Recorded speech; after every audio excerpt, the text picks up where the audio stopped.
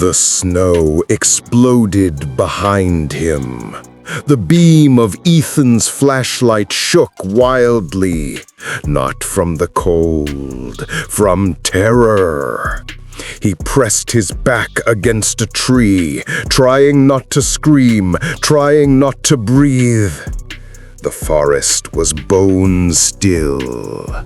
Not wind, not birds, not even the usual groans of the frozen branches. Nothing except Ethan. His blood turned to ice. It wasn't a human voice, but it wasn't an animal either. It was something impossibly twisted between the two. A tall shadow moved through the darkness, skin stretched so tightly across bone that it shined like cracked wax, antlers scraping against the bark like fingernails against metal. It leaned forward and whispered again in Ethan's own voice, "You left her to die." Blackout.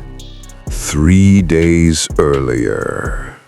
The sky was soft, the snow gentle, the world harmless. Ethan, a 28-year-old photographer from Oregon, had convinced his best friends Marissa, Caleb, and Jonah to join him for a winter documentary trip in northern Minnesota. They wanted to capture abandoned logging towns buried beneath the snow. Marissa, the loudest among them, had insisted on bringing too many snacks. Caleb kept cracking dry, sarcastic jokes. Jonah, the quiet, analytical one, carried the map upside down for half the hike. They were real, they were warm, they were alive, and that's why the story hurts. That evening, they found a small cabin, rotting, half-sunken, forgotten, a perfect filming location. Inside, the wood smelled of damp rot. The floorboards groaned like they resented every footstep. Marissa joked, "Watch some ghost ask us to pay rent."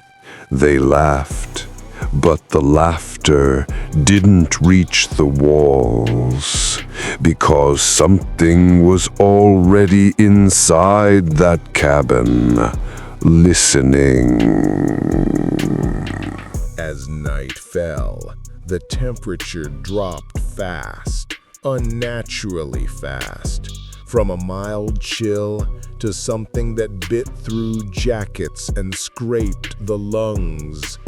They huddled near the small fireplace.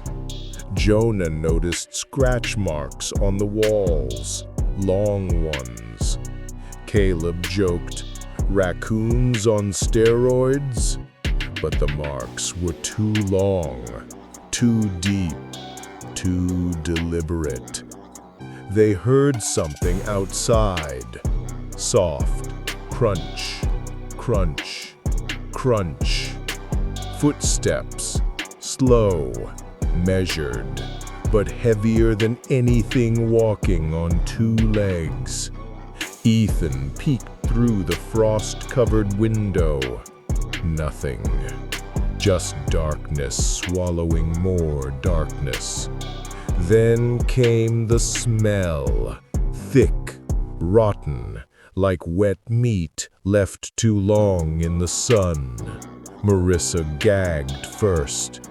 The odor seeped through the cracks in the walls, as if a hot, decaying breath was crawling into the cabin. Jonah whispered, "Do you guys feel like something is watching us?" Nobody answered, because they all felt it. Caleb screamed. A face, long, skeletal, empty, slammed against the window.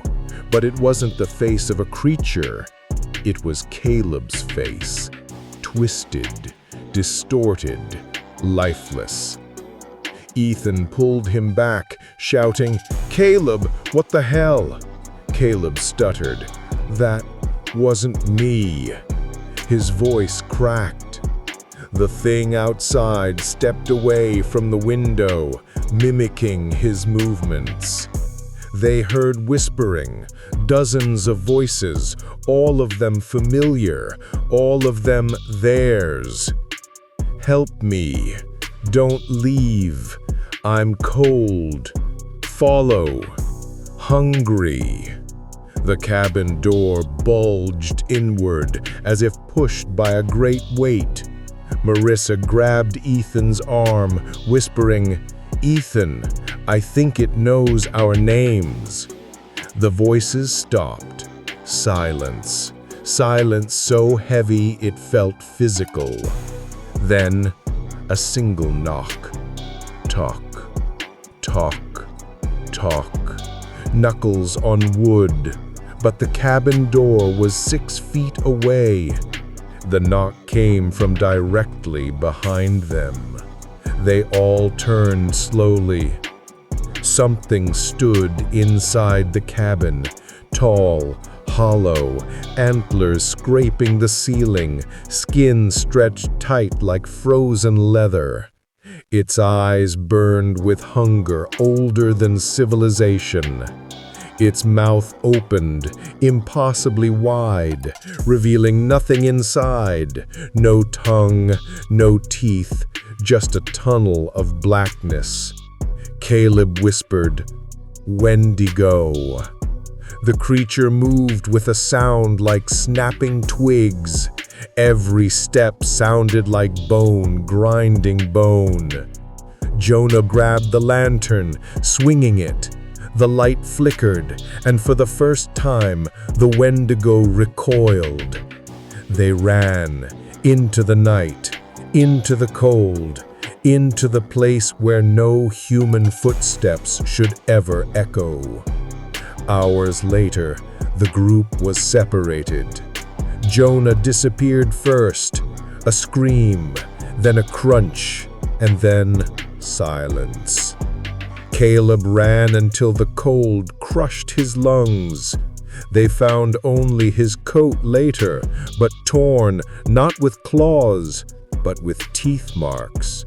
Human teeth marks. Marissa's trail ended at a tree, claw marks around it, and something else carved into the bark.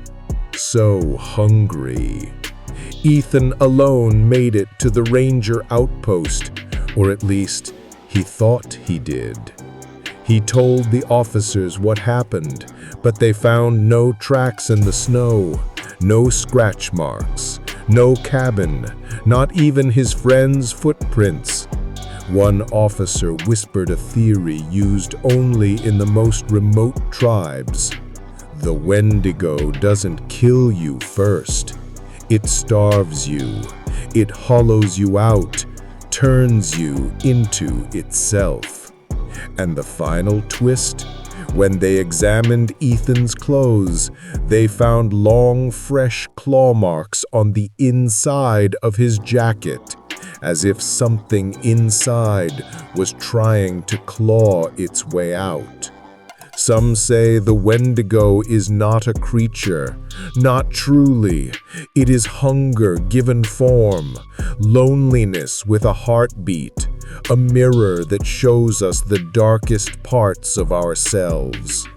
And in the frozen woods, where the silence is so deep it becomes a sound of its own, that hunger wakes, that hunger listens, that hunger learns your name.